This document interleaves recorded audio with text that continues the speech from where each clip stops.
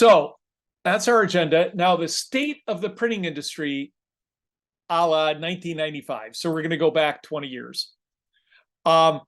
This is an actual scenario where I was working with West Publishing here in the Minneapolis-St. Paul area.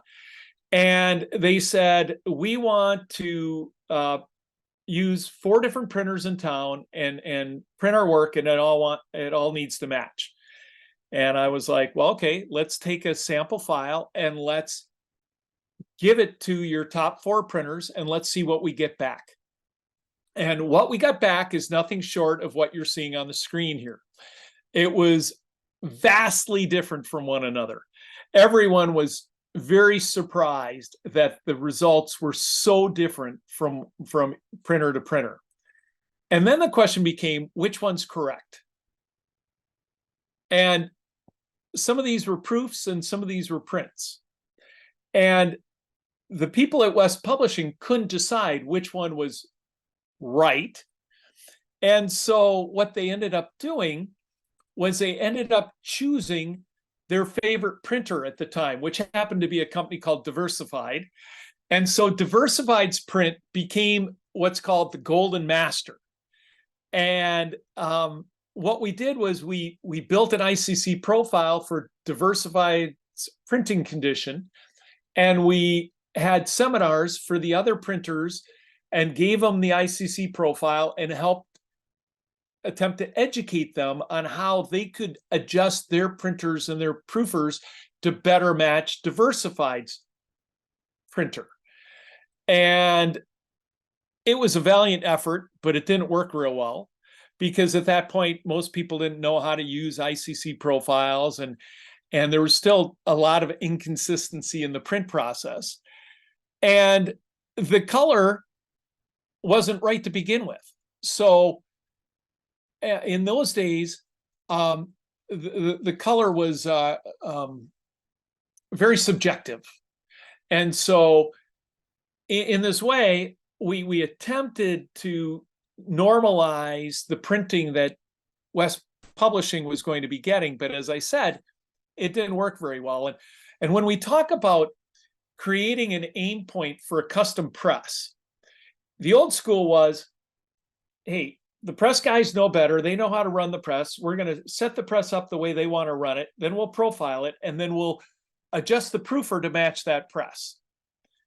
And we were trying to do this back in 95 and 89 and back in the day, and limited success. And then you had the other scenario where, hey, I've got my Kodak approval, and I'll set up my Kodak approval or my Fuji Final proof, and then I'll get my press to match the proof.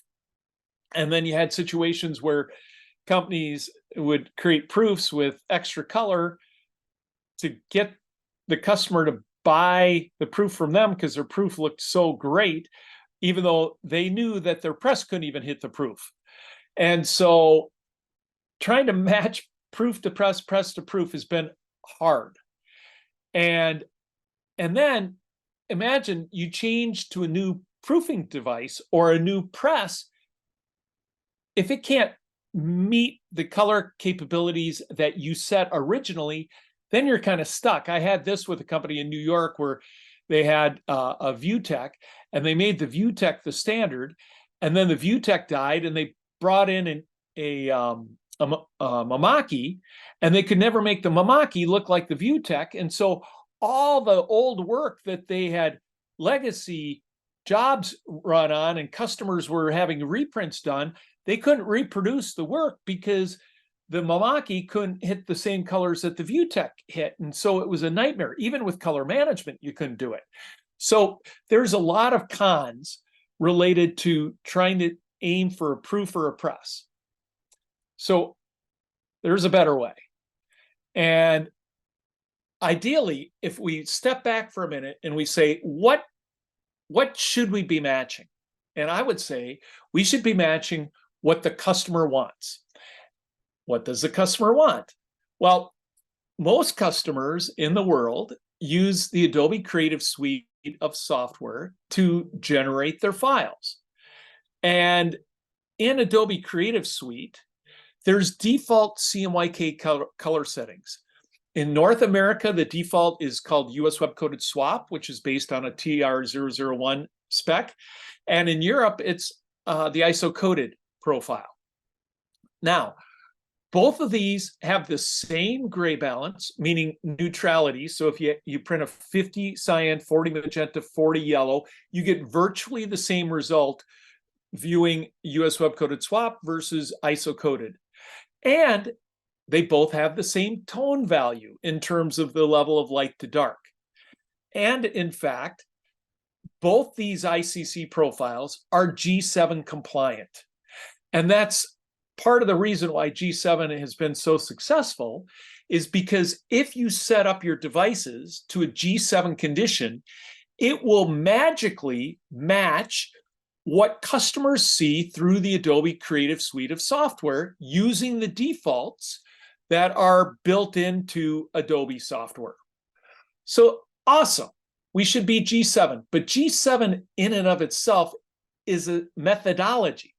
It's not a bullseye. It's not a printing reference point. So in order to get a printing reference point, we have to determine the print condition. And when we say print condition, what variable affects the printed result more than any other variable? It happens to be the most expensive consumable, and it's getting more expensive every day. And as a printer, you need to define it before you can estimate a job. Well, if you haven't guessed yet, it's the substrate. Substrate is the 5th color in 4-color printing, and it greatly affects the result. Now, with G7 methodology, we can G7 any material as long as it's a CMYK process. So I've G7 metal, I've G7 plastic, I've G7 glass, you name it, we've done it. But as you know, and as this Flint sample shows, the same ink on the same ink film thickness on 15 different paper stocks gives us 15 different color results. So that's why paper is this 5th color and 4-color printing. And we have to know what the paper is in order to define our aim point or our reference condition that we want to align our proofers and our presses to. So in 2013, Idea Alliance released Grackle coded and Grackle uncoded, the two main aim points for the most common paper types, a coded paper type and an uncoded paper type. And on the right here, we're seeing the gamut size or the range of color. The outer hexagon is the coded material, meaning it's more vivid and it has more range of color. The smaller shape on the inside is the range of color that you can attain when printing on uncoated paper, because the ink tends to absorb on the uncoated paper more, so it's not as vibrant. And on the left, I'm showing physical, a reproduction of physical prints, which I have in my hand, which show what common images would look like using Grackle uncoded versus Grackle coded. And so in this way, you can see there's a fair amount of difference between these two samples. And we can actually quantify this difference using a metric called E factor. And E factor, the bigger the number, the bigger the visual difference. If you're familiar with delta E, it's essentially delta E for page information, where a 1 delta E is barely noticeable by the eye, a 1 E factor is barely noticeable by the eye.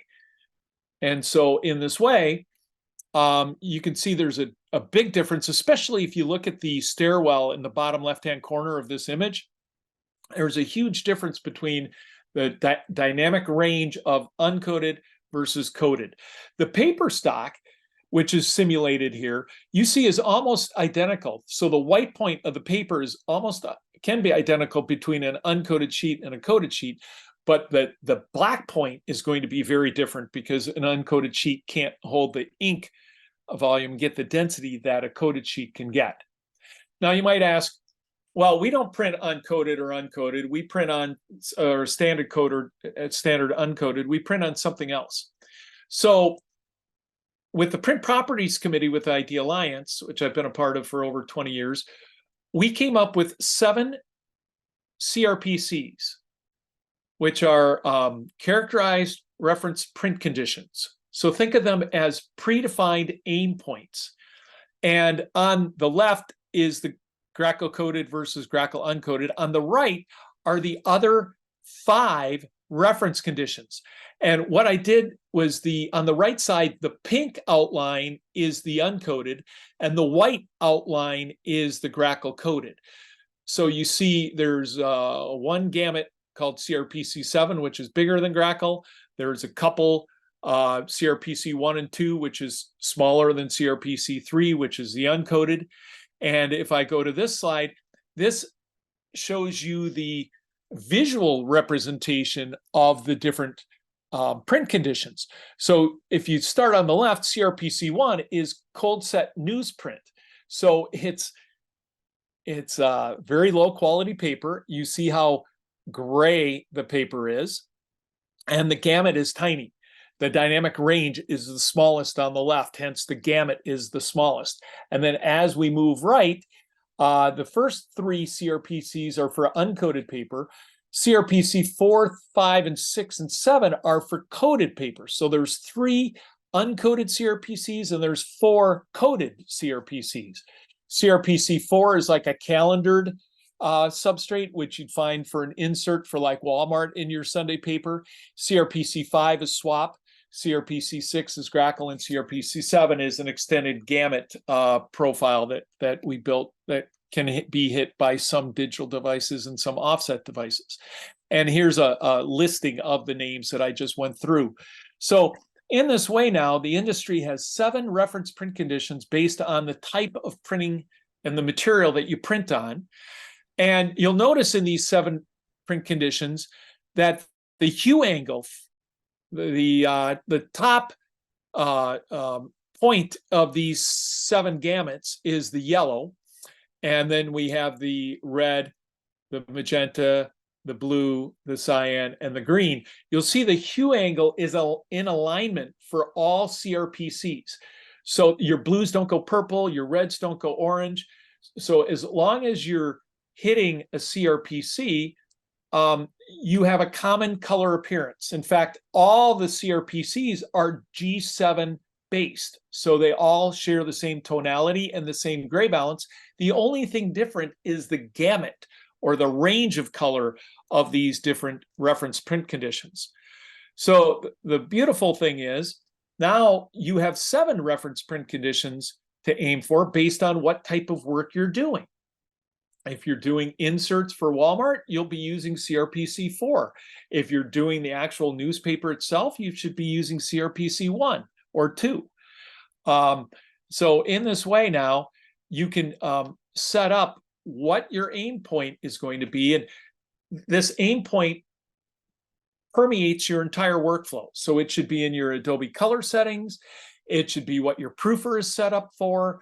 So determining what type of paper stocks you print on most or what's most profitable for your organization will help you determine which CRPC you should use.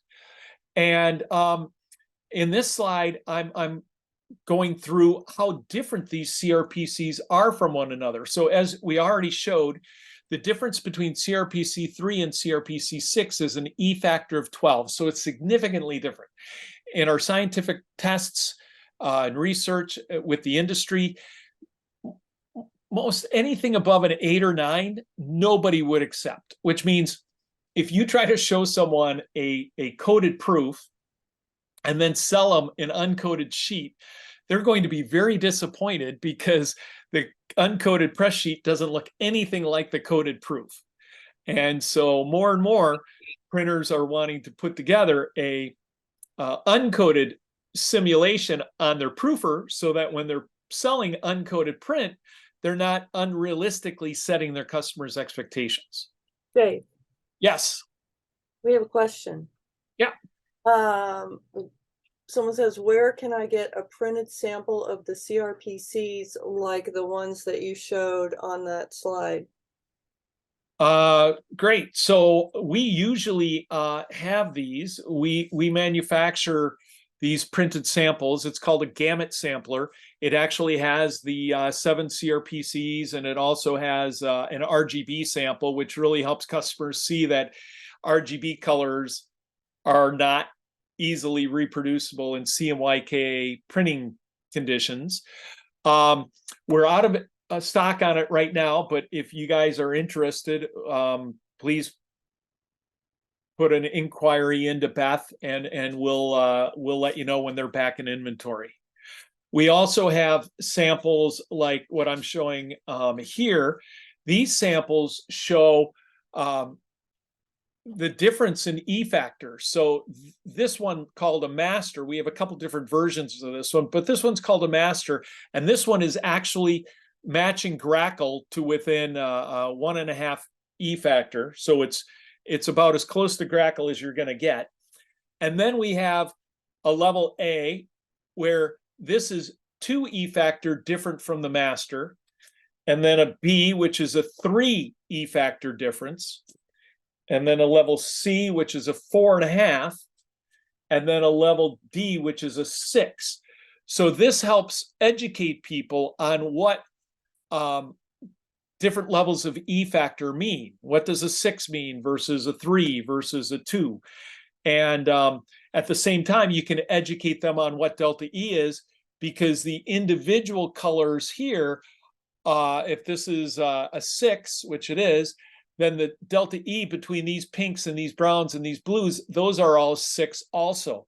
So it helps people educate others on what is delta E and what is E factor in terms of quantifying color difference. These are available for $99 in the e-store. And as you'll see toward the end, we have this physical print as a PDF that you can print on your printing devices. And if you own an E-factor exercise, you can take your master E-factor exercise, put it next to your print, and ChromaChecker will quantify what the E-factor is of this to Grackle. So this might be, let's say, a 5 to Grackle. And then you can take the physical sample that says a master, put them next to one another, and you can see that your printer is, in this case, in this scenario, a 5 E factor to Grackle. You might have another printer that's an 8. You might have a proofer that's a 2. But in this way, you can now quickly plot your printers in a bullseye type scenario and help educate people on how you can actually quantify how close press A is to Grackle versus press B. And it's incredibly invaluable. If you aren't managing color this way, I don't know how you're doing it, because everything else is just subjective. Now let's get back to the presentation here. So we already went through the coded versus uncoded, but let's look at the other CRPCs, because we can quantify how different each CRPC is from one another. And you can see the uncoded CRPCs have a fair amount of color difference between them, and the coded CRPCs have less of a color difference. So let's just focus for a second on CRPC 6, which is Grackle, and CRPC 5, which is Swap. And you'll see that the E factor is a 3. And if we take a look at the gamut on the right of the difference between CRPC 6 and CRPC 5, it's not that big a difference. But listen to the subjectivity in my voice. It's not that big a difference. But we can quantify the E factor. And the difference between Swap and Grackle, a number 5 paper and a number 1 paper, is an E factor of a 3. And in our scientific research, we found that most print buyers will be accepting of a 3. I'd say 90 to 95% are accepting of a 3. And so people say, well, what should I aim for, Swap or Grackle? Well, what's the majority of your print on, a number 5 or number 1? And then would you have to make 2 different proofing conditions and 2 different workflows for Swap and Grackle? most printers don't have to, because the print process itself, if your printing press is printing from the start of the production run to the end of the production run at an E factor of 3, you're doing phenomenal. So that helps you understand that the tolerance in the printing industry is fairly high, meaning 3 is if you're trying to hold your printing press to a 3, you're going to go out of business, because a traditional printing press cannot be held to a 3. It's just not possible. There's too many variables. So putting this in context helps you understand how important is this. Now I have a customer in Florida who they print fine art books on a certain type of paper, kind of a number 3 paper, and they print high-end glossy brochures for companies like C-Ray on a number 1. Now that company, their tolerances are 3. They're one of the more critical companies I've ever worked with. So they do have separate workflows for 2 different coded types of paper stocks, but they're the exception, because it takes more money, more effort, more knowledge to manage more reference conditions. And if you're not charging your customers that for that extra expertise and that extra accuracy, you're going to be losing money, because if you're trying to compete with someone who is a CRPC 5 one day and a CRPC 6 the other day, and they're not paying attention to color like your company is, their overhead's going to be a lot less than yours, so they can discount their print product more than you can, and you're not going to be able to compete.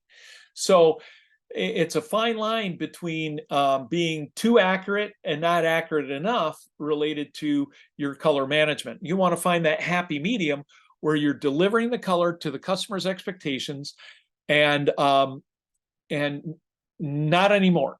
You don't want too good a color. And so if we go back here, if you remember, the difference between CRPC 3 and CRPC 4, which are the coded to the uncoded, is a 9. But a lot of printers have been complaining that they're printing with UV inks on uncoated paper, which exceeds the gamut of CRPC 3, and they wanted something better, something more in between CRPC 3 and CRPC 4 that would represent UV ink on uncoated paper. So with ID Alliance, we've had, I think the project's been going on 2 years, and we now have a data set.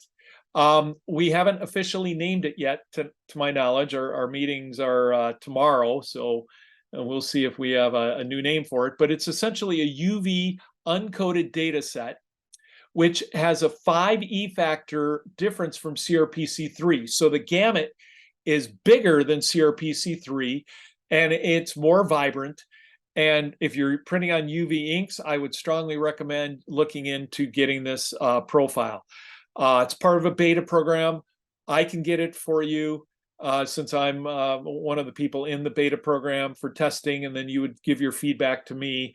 I'm pretty sure, though, this profile is going to go live pretty quick. So you won't need to be part of the beta program. It'll be a production-based CRPC. So just FYI, that's coming. And as I said, it's larger in ISO gamut volume calculation. It's 41% larger than CRPC 3. So it gives you a real nice result if you do use UV inks. And now this slide gets back to my comment about, do you need to aim for more than 2 characterized reference printing conditions? Probably not. This is back to that company in Florida, that unless your customers are super critical about color and they're willing to pay you for that critical, accurate result, that typically 2 CRPCs, one for coded, one for uncoded, is typically good enough. And I like this graphic on the right of the limbo man, where the lower the pole is, the lower the delta E, the harder it is, the more time and effort it is to do it. So be cautious. You don't want to over extend your color quality. Now, what if you're printing on something, a substrate that's not representative by the 7 CRPCs? What if you're printing on, let's say, a CRB, a consumer recycled board, which like a cereal box is made out of? It's like a cardboard recycled box with a coating on it. And it might not match any of the CRPs well, or you don't even know how well it matches any of them well. In my scenario, I'm saying that the white point of this CRB is 88 L star, a minus 0.5, and a 1. So I'm going to pop out of our presentation here for a second and live go to our website on ChromaChecker, and I'm going to go into the SCCA calculator, which is substrate corrected color aims. And I'm going to type in, I'm actually first going to look at, you'll see here are the 7 CRPCs, and I can say, hey, where's the 88 L star? Because that's the paper white. Well, the CRPC 5 is 92. The CRPC 4 is 89. Well, that's pretty close. So let's now just pump in my numbers here, 88, and it was a minus 0.5 and a 1. And I'm going to say calculate. And now what this does is, instead of using the CRPC4 or CRPC5 data set, it's recalculating a new data set, call it CRPC 3.9. And it's showing me my substrate's 2 delta E different from the CRPC. And if you have your own profiling software, you can then download the corrected data set and build an ICC profile, or you can use our software, and I can say my ink limit's 300, save it in Profile Inspector, and say download corrected ICC profile. And now ChromaChecker is building a new ICC profile, and I can call it whatever I want. I could call it, just went to my disk here. And in this way, it will act as my reference for the CRB stock that I'm printing on press. So I've tweaked my reference to be exactly what the substrate that I'm printing on via CRB is. And this profile will be G7 compliant, and it will have the right cyan, magenta, yellow, black aims for the press operators to hit the right densities and the right colorimetric values. And it's literally that easy. So when you're dealing with a non-standard substrate, meaning it doesn't align with any of the 7 CRPCs, you can use the SCCA calculator. There's free spreadsheets available, or you can use our built-in one with ChromaChecker, which actually generates an ICC profile, which I'm not sure I've seen that with any other tool, which makes it really easy to build a custom reference printing condition. And I would recommend this in many cases when you're dealing with an unusual substrate. So now that you've got printing aims for virtually any type of substrate, we want to be able to quantify success.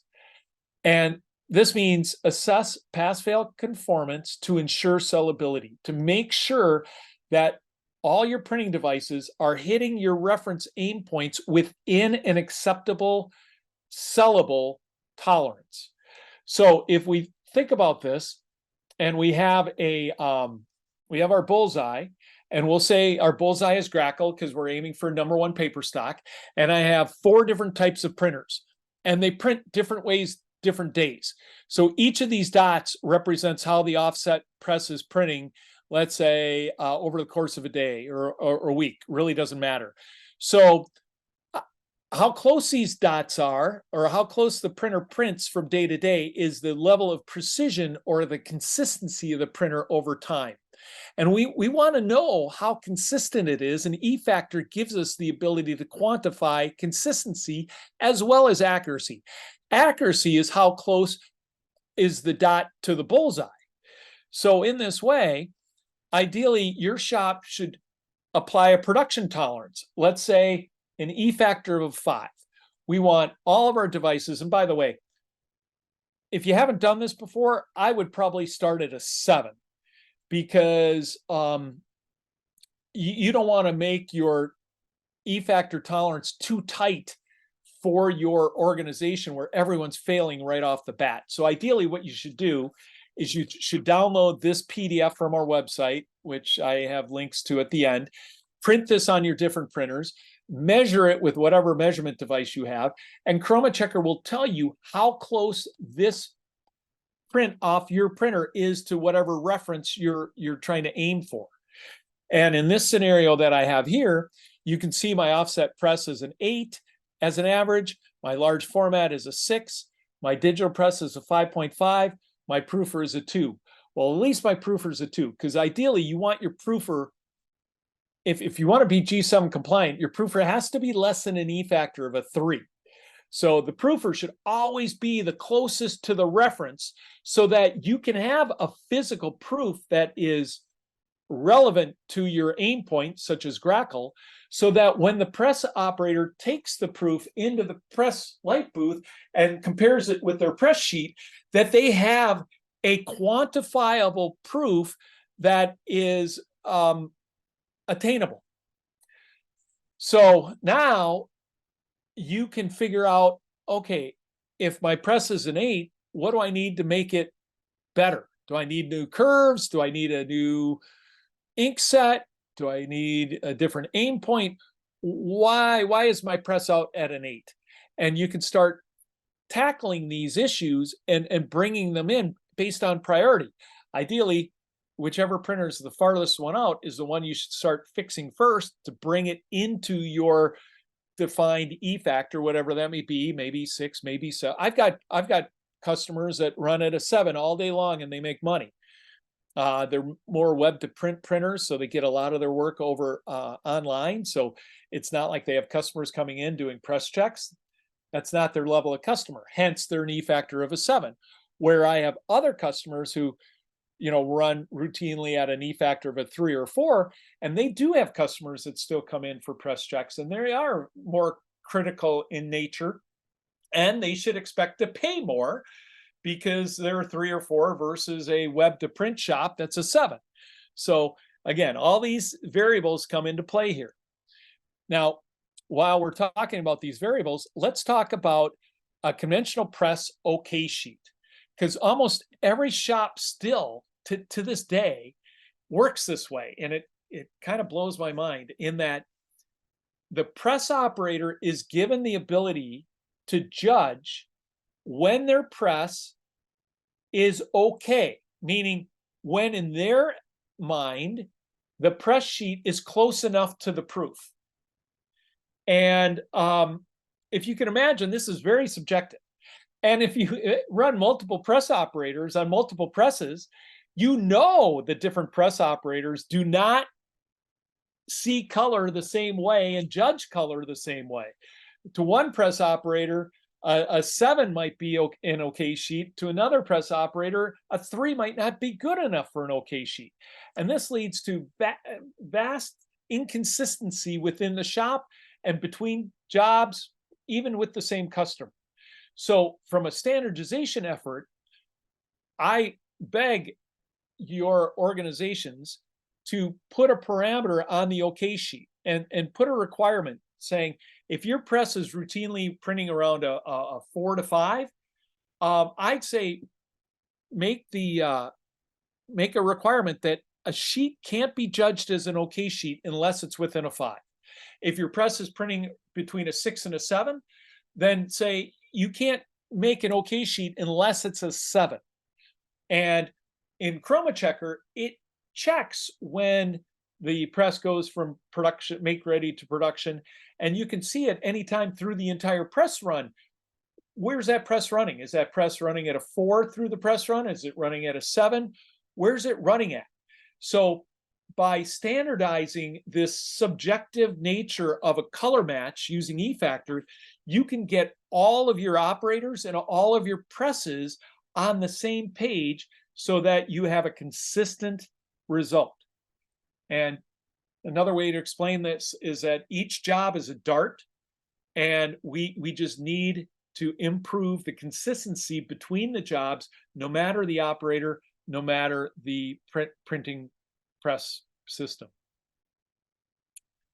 So the key here is collecting data. If you have an automated device on a press or on a digital press like Colorbeat with an HP Indigo, collect that data and take that data and upload it into the ChromaChecker system.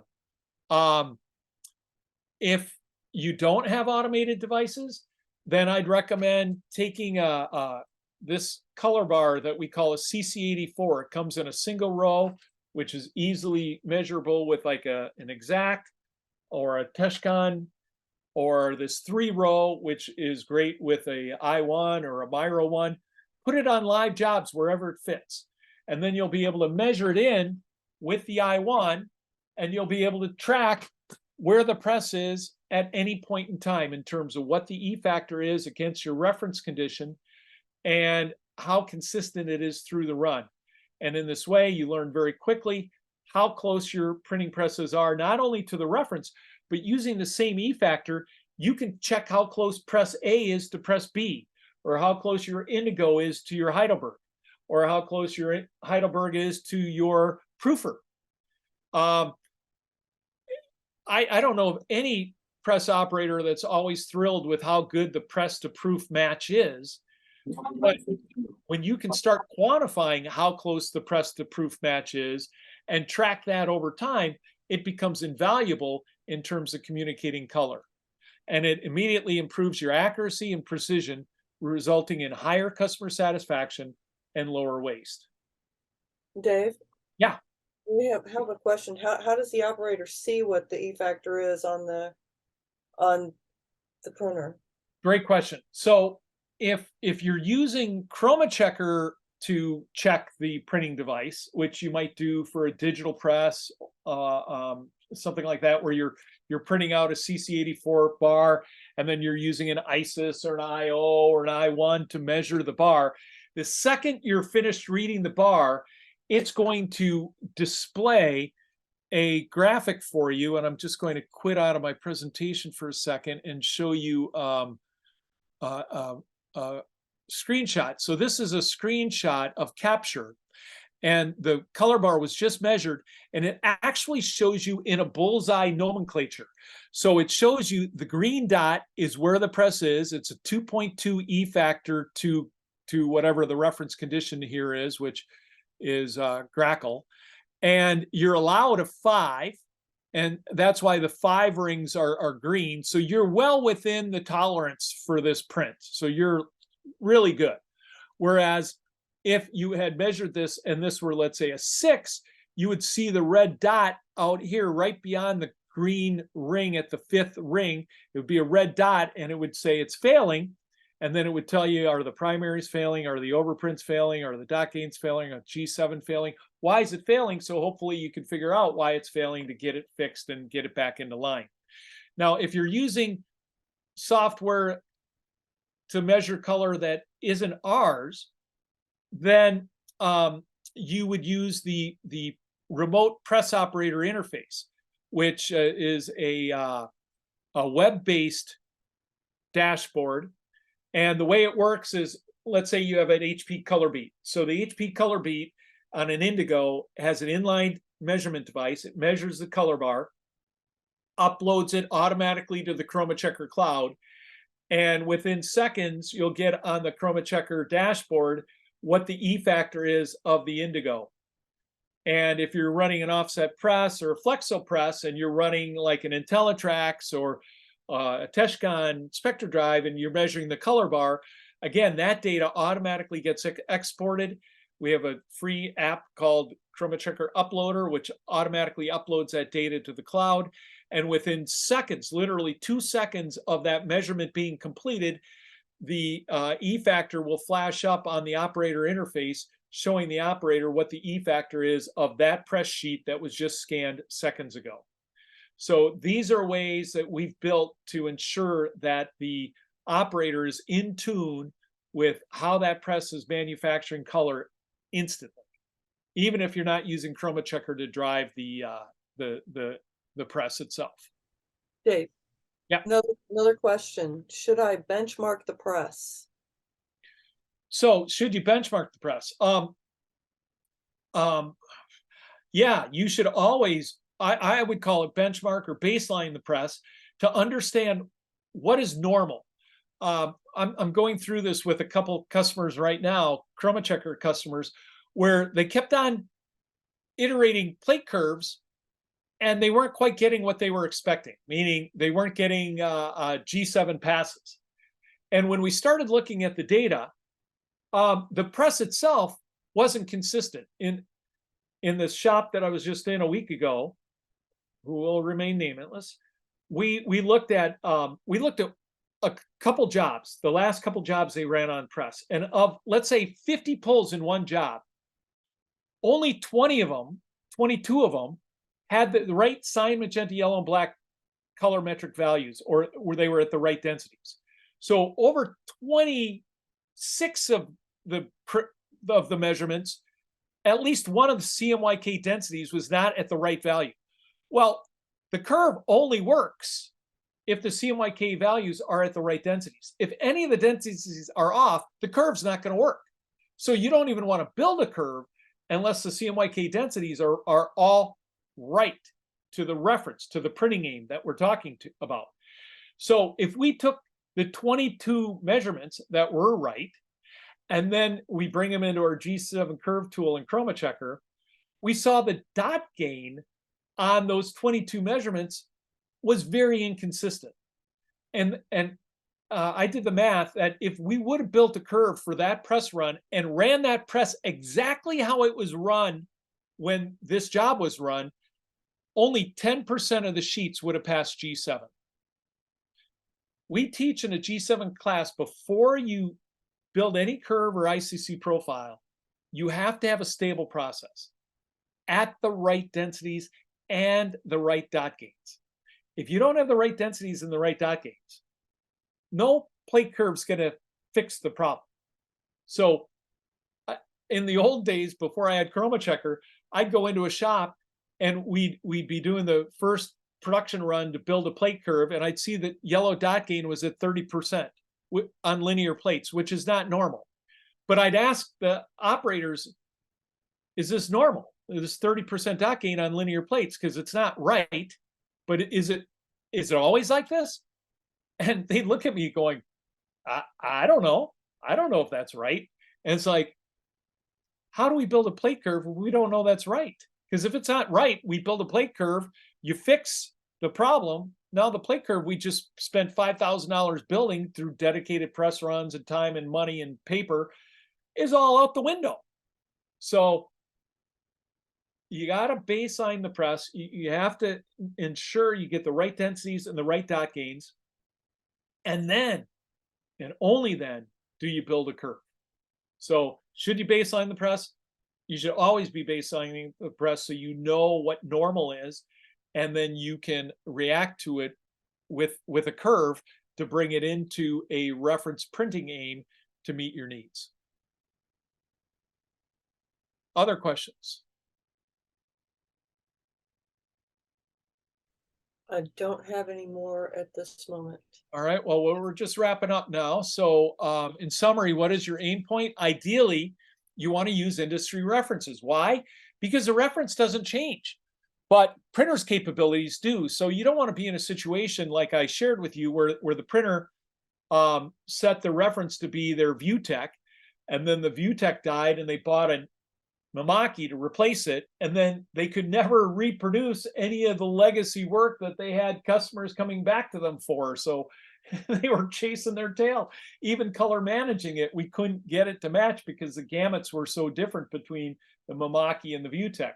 So if we taught them and we got them lined up to a reference print condition like Grackle, so that when the Mamaki died and they replace it with Inca, that they're hitting the same reference. It's not printer specific. It's industry specific. So you should, and before you buy that Inca, you should make sure that Inca, you should benchmark the Inca to make sure it can hit the Grackle reference on the substrate you're looking for, because vendors won't necessarily tell you if a printer can or can't hit a given reference.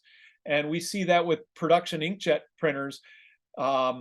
These production inkjet printers are very inexpensive to run, but depending upon the paper, they have no chance of hitting Grackle because the gamut is not sufficient. So you need to be able to understand if the printer can hit the gamut that you're asked to hit or aim to before you buy the printer, because that results in a very expensive boat anchor if it can't, because the printer won't get used. So implement aims and tolerances, eliminates variations between printing devices and operators, use ISO 15339, use the SCC calculator to get it even closer, use E-factor for your production tolerances to monitor and ensure your printers all stay within that bullseye zone for sellability. You don't want unnecessary waste. Waste is not your friend, especially if you're an employee and your company does profit sharing.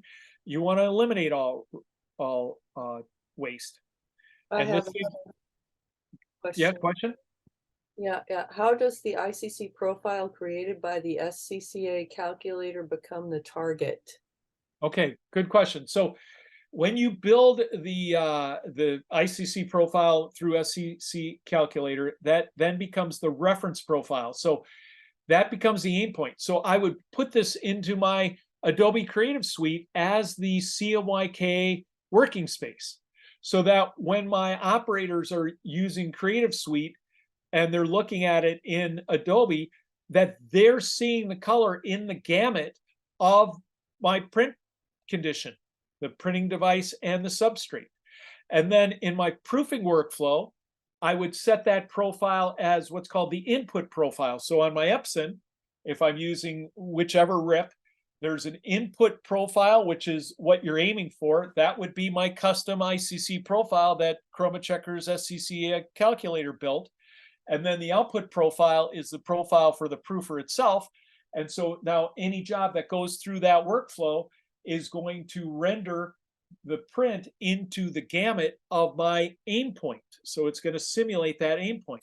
And then when I take that job and I go straight to my print process, whether it's conventional or digital, that should be my aim point, because that's the printing characteristics of what I'm aiming for. And I would do if it's a conventional press, I'd do G7 curves to keep that thing in line. If it's a digital press, I would build a profile for that digital press, just like the proofer, to act as the linchpin to make the digital printer match the reference. If you have more questions on that, feel free to email me. I can help you on that. But that's a key part, that when I used to teach a color management course, we'd always ask the audience, what is your CMYK reference space? And everyone would look at me cross-eyed and go, what do you mean? I'm like, what is your key CMYK output space that you print on? Meaning, is 90% of the work that you print on a #1 coded paper? If so, Grackle is your aim point. That's your bullseye. But if it's CRB, because you do cereal boxes and it's a consumer recycled board, then that CRB should be your company's reference color space if 90% of your work is on that. So think about what is the majority of your work, what's the second majority of the work, and then how do you define the aim points to represent those conditions, make the aim points, and then set them up in your workflow so that your work can flow and match to these conditions. It provides standardized and a traceable process, which is required for automation. And please eliminate non-standard OK sheets from a traditional press room. Dave, I have another question. Yes, great. For large format, could the gamut of the press exceed CRPC standards? Easily, yes. And we should maybe have next month's seminar on how to take advantage of all the gamut of your press, because like a Canon Colorado, oh my goodness, the gamut on that thing is insane. It's huge.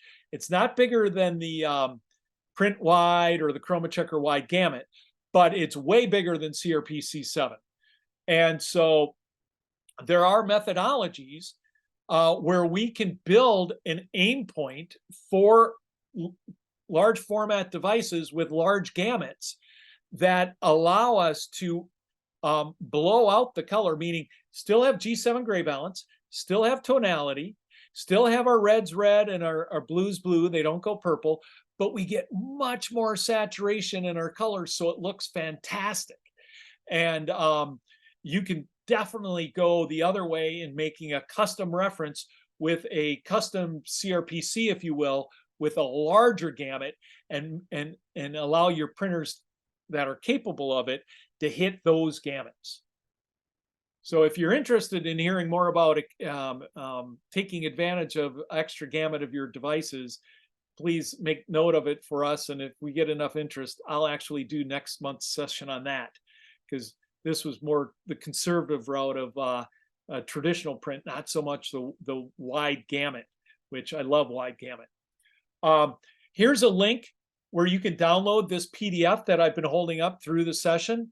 So you can download this PDF, and then you can download the ChromaChecker capture software, which interfaces with almost every measurement device on the market, that allows you to, after you've printed this on your printing device or all your printing devices, you can measure it. And then ChromaChecker will tell you what the E factor is in terms of how close that printing device is to whatever reference you're aiming for. And more importantly, how close is printer A to printer B? And how close is printer B to your proofer? And how close is printer B to printer C? So all of these things become very easy to quantify. If you have automated press devices, we can pull data from an IntelliTrax, a Heidelberg, a KVA, or a Teshcon, so you can actually import that data into ChromaChecker. You don't have to measure it in ChromaChecker. If you're already measuring the color bar off the press sheet, we can take that data and bring it into ChromaChecker to show you the E factor of your devices. So these are great little exercises to help broaden your horizon in terms of how you can use ChromaChecker to your advantage. And then lastly, if you're coming to Print United, please look us up. Our booth number is 17053. Larry, Pierre, Beth, and myself will all be there. Please set up appointments with us, because we get really busy at these shows.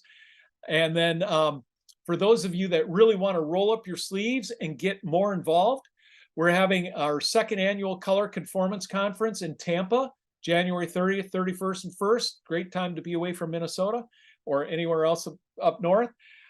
We have multiple tracks. We're having a full day track on digital and a full day track on conventional. And the way the track works is that the first part of the track is how to set up the device to a given reference condition. And then the second part of the track is how do you keep the press there? And what we're planning on doing is a train the trainer for an operator, because we understand it'd be great if an operator could come to our conference. That's probably not possible. So we're going to do a train the trainer. So you, as a color expert, come to the conference, we'll teach you and we'll give you curriculum and guides that you can go back to your shop and train your operators on how to use the ChromaChecker operator interface to see what the E factor is, to understand and recognize if it's a dot gain problem or something else. So in this way, these are hands-on how-to sessions where you can learn to actually apply these concepts in person. And if you don't own ChromaChecker, you get a 6-month trial of the ChromaChecker so you can really see how it works. In fact, we have you print out these in advance of the course, the conference, and then when you come to the conference, we actually have measurement devices that you can loan to see how an exact scans versus a Teshcon versus an I1, so that you can try out different measurement devices and really get a feeling for how all these parts and pieces work together.